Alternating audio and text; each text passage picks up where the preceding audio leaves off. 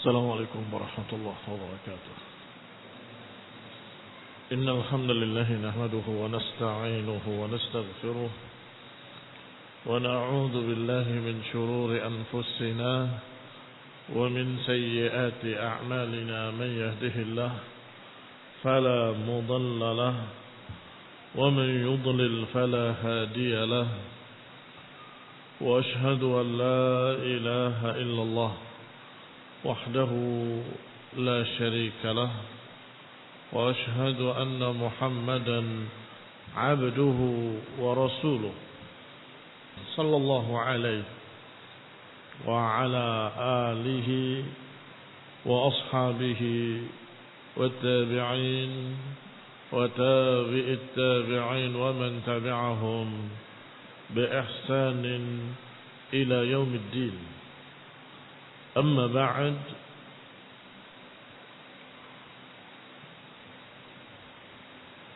وصلنا إلى قوله الفلاسفة. Sahih? Baik. Kita masih membicarakan tentang firqah-firqah, aliran-aliran, khususnya yang disebut di dalam kitab kita Syarah Aqidah Al-Wasithiyah.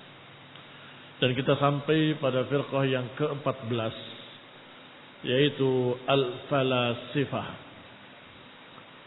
Al-Falasifah dari kata falsafah. Orangnya disebut filosof. Kalimat Yunaniyah, kalimat yang diambil dari bahasa Yunani. Yani kalimatun Yunaniyah. Asluha, asal katanya filosofia. Filosofia. Yani mahabbatul hikmah. Filosofia maknanya adalah suka hikmah. Senang terhadap yang namanya hikmah. Sehingga mereka berupaya untuk mencari hikmah. Tapi sayangnya mereka mencarinya dari akalnya sendiri, dari pikirannya sendiri. Wahum ta'ifatan. Dan mereka ini ada dua golongan. Al-ula falasifah ilahiyun. Filsafat ketuhanan. Wa humul ladzina yabhatsuna fi syu'unil ilahiyah. Filsafat ketuhanan adalah filsafat yang membahas, mencari perkara-perkara ketuhanan. Ats-tsaniyah, yang kedua, falasifah tabi'iyun. Filsafat tabiat. Barakallahu fiikum. Tabiat maksudnya adalah kebiasaan-kebiasaan alam semesta, yang kadang-kadang disebut oleh mereka hukum alam. Kalau kita tidak menyebut hukum alam, sebutnya apa? Hukum Allah Subhanahu wa taala. Karena yang mengatur semua alam semesta adalah Allah. Alam enggak punya hukum. Tetapi haula al-falasifah, tetapi mereka para filosof menganggap bahwa alam ini punya hukum, dan hukum yang dimaksud adalah kebiasaan-kebiasaan yang terjadi di alam semesta. Wa humul ladzina yabhatsuna fi 'alamit tabi'ah. Merekalah yang sering membahas apa yang ada di alam semesta dari tabiat atau kebiasaan-kebiasaan. Wa hadzal qism kufrun. Qism ini kufrun. Mengapa? Karena mereka tidak membicarakan Tuhan dan tidak beriman kepada adanya Tuhan. Mereka hanya berbicara tentang alam, hukum alam. aturan alam, konsekuensi alam. Mirip dengan apa? Dalam Al-Quran yang mengatakan kami tidak hidup kecuali karena alam. Kami gak binasa kecuali karena alam juga. Saya pengen ingat yang berkata wa ma yuhlikuna illa dahr. Dalam Al-Quran Allah sebutkan aliran ini. Wa ma yuhlikuna illa dahr. Tidaklah membinasakan kami kecuali waktu. Haula barakallahu fikum menganggap alam ini terjadi dengan sendirinya, mengatur dirinya sendiri, memiliki hukum-hukum untuk dirinya sendiri, sehingga selalu berkata hukum alam, hukum alam, hukum alam, atau bercara tentang tabiat yang ada di alam semesta. Mirip dengan apa? Aliran dahriyah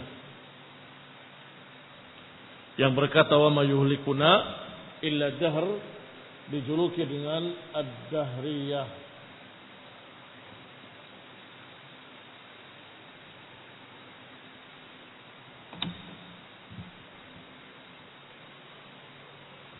Faedah, yuqalu likulli man arada al-jama' baina ad-din wal falsafah mutafalsif. Dikatakan untuk orang yang ingin mencampur adukkan antara agama dengan filsafat disebut mutafalsif.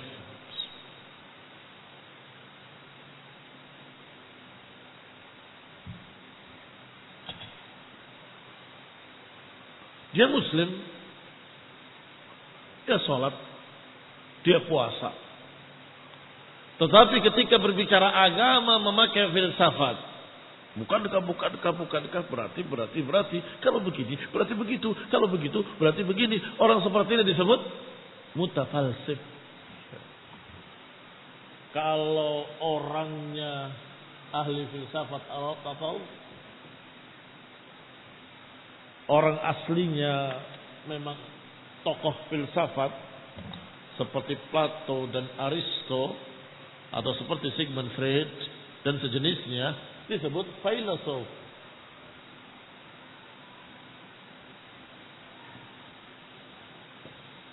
Filosofi. Kadang-kadang disebut filosofi, kadang-kadang disebut filosof. Tetapi kalau orang yang ke filsafat-filsafatan, dia bukan tokoh filsafat, tetapi pemikirannya tercampur dengan pemikiran filsafat. Itu disebut mutafalsif.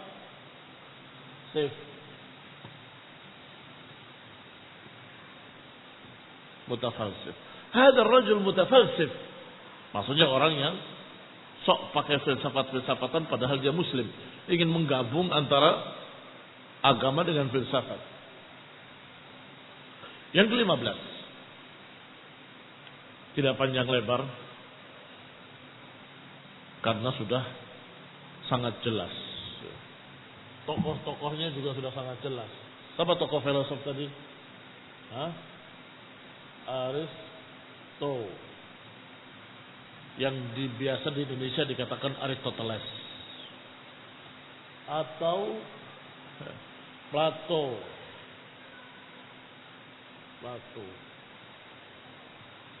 Yang mereka bilang,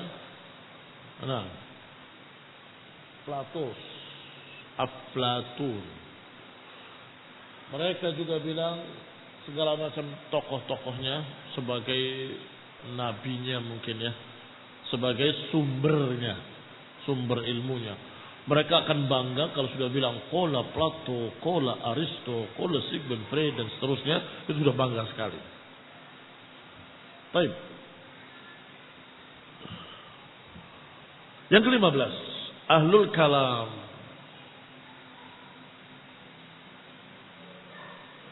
Humul ladzina yatakallamuna fillahi bima yukhaliful kitab was sunnah. Ahlul kalam yang ke-15 adalah aliran orang-orang yang berbicara tentang agama berbicara tentang Allah, berbicara tentang nama-namanya dan sifat-sifatnya dengan sesuatu yang menyelisihi kitab was sunnah. Dan biasanya mereka memakai akalnya sendiri. Dan biasanya pula mereka terpengaruh dengan haula. Terpengaruh dengan ahli filsafat tadi. Terpengaruh dengan Aristo, Plato dan sejenisnya.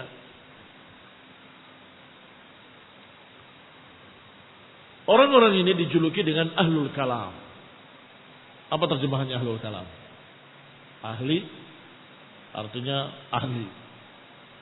Kalam artinya ngomong. Ahli ngomong. Apa maksud ahli ngomong? Ya tukang ngomong, pandai bersilat lidah. Disampaikan qala Allah, qala Rasul, dia akan bantah dengan kalimat, tapi bukan kayak begini, tapi ayat ini kan tidak relevan dengan di masa kini. Ini kan sekarang suasana begini, wah, panjang lebar berbicara tinggi rendah. Ujung-ujungnya menolak sunnah. Itu ahlul kalam. Berarti siapa yang berbicara tentang Allah dengan akalnya sendiri, dengan berbagai macam permainan lidah, siapa? Asy'ariyah, Asy'ariyah, ahlul kalam. Mu'tazilah, ahlul kalam. Wal kullabiyah, ahlul kalam. Wal karramiyah, ahlul kalam. Wal jahmiyah, ahlul kalam. Wa ghairuhum, dan lain-lain dari mereka yutlaq alaihim ahlul kalam. Akan disebutkan tentang mereka ini sama dengan istilah ahlul kalam. Orang yang ahli dalam bermain kata.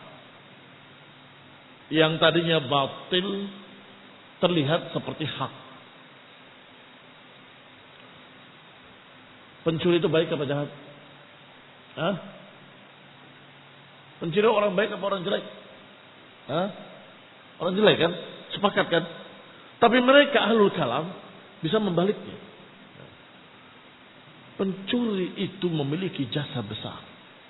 Kalau di dunia ini nggak ada pencuri, nggak ada perampok, nggak ada penjahat, maka satpam tidak diperlukan, polisi tidak diperlukan, kemudian pengamanan nggak diperlukan, alarm nggak diperlukan, inframerah yang mengamankan uang nggak diperlukan, lemari besi nggak laku.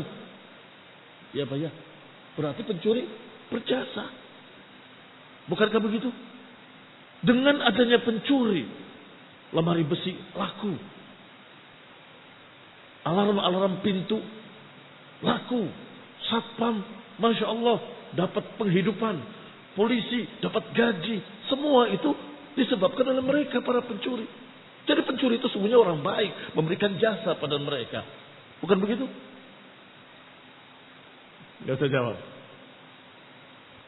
Itu namanya filsafat, dan itu yang dikatakan ahlul kalam. Tukang ngomong bersilat lidah, yang hak jadi kelihatan batil, yang batil jadi kelihatan hak.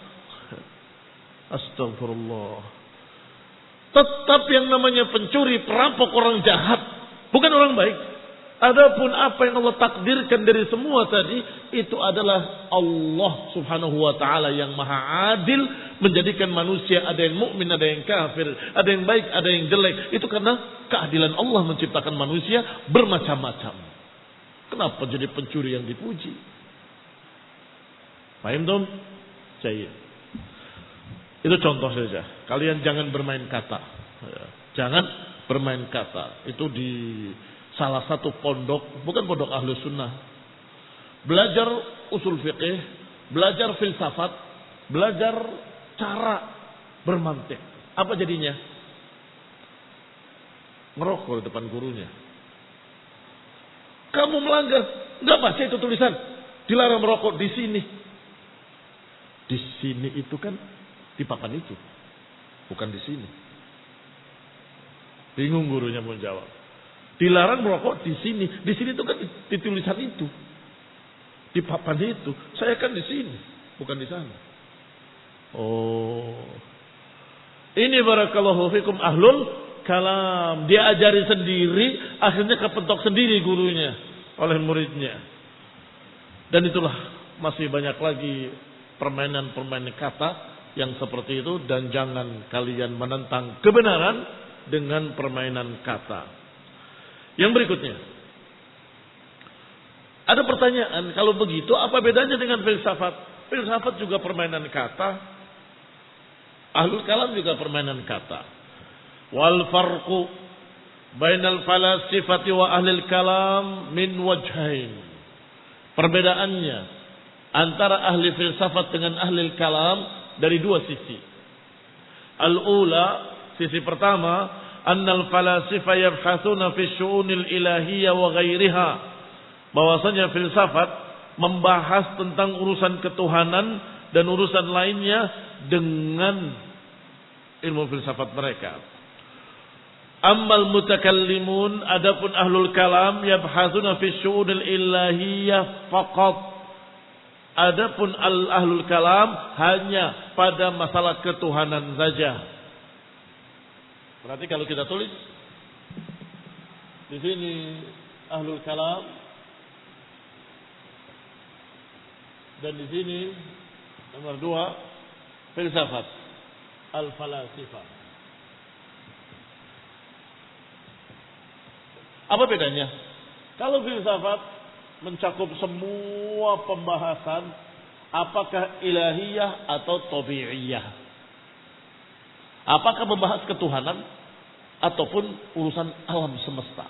Baik, itu kalau falasifah. Tetapi ahli kalam khusus pada masalah ilahiyah, khusus pada masalah ketuhanan. Maka Asy'ariyah, apalagi Mu'tazilah, apalagi Jahmiyah, Karramiyah, Kullabiyah, dan lain-lainnya, itu ahlul kalam. Karena tidak membahas tabi'ah, tidak membahas tentang alam. Tetapi falasifah, orang-orang Yunani, membahas segala perkara dengan permainan kata. Mereka bikin kaidah-kaidah. Yang namanya benda adalah sesuatu yang memiliki massa dan menempati ruang. Setelah bicara masalah alam, benda itu adalah sesuatu yang memiliki berat dan menempati satu ruang. Besar ataupun kecil, ada ruangan yang dipakai oleh benda itu. Akhirnya mereka campurkan dengan berbicara ketuhanan. Berarti Tuhan itu benda atau bukan benda? Kalau memiliki tempat, berarti seperti benda. Kalau memiliki massa, berarti seperti benda. Berarti Allah bukan benda, maka tidak memiliki massa dan tidak memiliki tempat. Kalau tidak memiliki tempat, di mana? Di mana-mana. Allah tidak di mana-mana, tetapi ada di mana-mana. Laqad junna Jahmun, sungguh telah gila Jahm. Terus bagaimana kita membahas Allah ada atau tidak ada kalau dikatakan di mana-mana tapi tidak di mana-mana? Kamu itu persis seperti Nasrani yang menyatakan satu tapi tiga, tiga tapi satu. Bisa dipaham? Oleh otak normal nggak bisa dipaham. Demikian pula kalimat mereka, Allah tidak di mana-mana, tetapi ada di mana-mana. Sama saja, nggak bisa diterima oleh otak normal. Allah ada dan maha tinggi di atas seluruh makhluk-makhluknya. Itu jelas dalam Quran, jelas dalam Sunnah. Dalilnya terlalu banyak, sangat amat banyaknya. Iya kan? Bentuk-bentuknya sangat banyak. Kalau Allah Subhanahu wa taala maha tinggi di atas makhluknya. Pertama, Ar-Rahman 'alal 'arsy istawa, Allah maha tinggi di atas arasnya, itu ada 7 ayat. Ditambah lagi dengan sifat Ali, ulu, maha tinggi Allah juga menunjukkan bahwa Allah di atas sana. Paling tinggi di atas seluruh makhluknya. Ditambah dengan ayat yang menyatakan naik amal soleh kepada Allah, naik amalan seseorang pada Allah, naik zikirnya seorang kepada Allah. Kalau naik kepada Allah, berarti Allah di mana? Di atas. Sekarang sebaliknya, Allah turunkan. Kalau Allah turunkan, berarti Allah di mana? Di atas ayat itu banyak sekali aku turunkan. Dan banyak sekali yang naik kepada Allah. Ta'rujul malaikatu warruhu fiha. Malaikat dan Jibril naik kepada Allah. Di mana Allah? Mati di atas makhluk-makhluknya. Adapun kaum filsafat, kaum ahli kalam berbicara tentang Allah tidak di mana-mana, tidak menempati ruang, tidak memiliki masa karena Allah bukan benda, kata filsuf. Ternyata ahlul kalam terfitnah, terbawa, terpengaruh dengan kaum filsafat, kemudian menyatakan bahwa Allah tidak di mana-mana. Ya kalau nggak di mana-mana namanya nggak ada. Kalau begitu kalian menyembah sesuatu yang tidak ada. Allah ada dan Allah Maha Tinggi di atas seluruh makhluknya. Ikhwani fillah azakumullah, itu perbedaan antara ahlul kalam dengan filsuf. Filsuf itu membahas segala sesuatu. Alam semesta, tabiat, kebiasaan dunia segala macam sampai ketuhanan dibahas. Tapi semuanya dengan otak-atik otak. Ini mengotak-atik otaknya. Mengotak-atik otaknya. Ahlul kalam hanya membahas masalah ketuhanan saja. Sifat-sifat Allah, nama-nama Allah dan seterusnya. Tetapi sama, pakai otak-atik otak. Berarti mirip dengan filosof. Hanya saja filosof ini lebih luas, membahas segala bentuk, segala perkara alam semesta dengan cara yang sama. Adapun yang ahlul kalam hanya masalah ilahiyah. Itu baru satu perbedaan. Ats-tsani, perbedaan kedua. Ada ahlul kalami aqrab ilal islami minal falasifah. Bahwa ahlul kalam lebih dekat ke dalam Islam daripada kaum filsafat. Karena kaum filsafat benar-benar tidak mengaku Islam sama sekali. Dan benar-benar menentang Islam sama sekali. Karena orang-orangnya, tokoh-tokohnya adalah orang-orang Yunani. Orang-orang ateis. Orang-orang yang tidak kenal Tuhan. Orang-orang yang tidak masuk Islam. Tidak bersyahadat. Maka sangat jauh dari Islam. Sangat jauh dari Islam. Tetapi ahlul kalam mencampur adukan dengan agama Islam. Mengatasnamakan Islam, sehingga mereka masih agak dekat dengan Islam. Mereka kadang masih sholat, mereka kadang masih puasa, masih bersyahadat.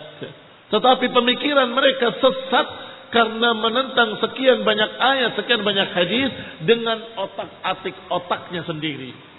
Dengan kalimat-kalimat bukankah berarti kalau begini berarti begitu, kalau begitu berarti begini, bukankah seperti ini, bukankah seperti itu, ila akhirnya. Enggak ada qala Allah, enggak ada qala Rasul. Naktafi bihadzal qadar, barakallahu bikum wa sallallahu ala Muhammadin wa ala alihi wa ashabihi wa sallama taslima.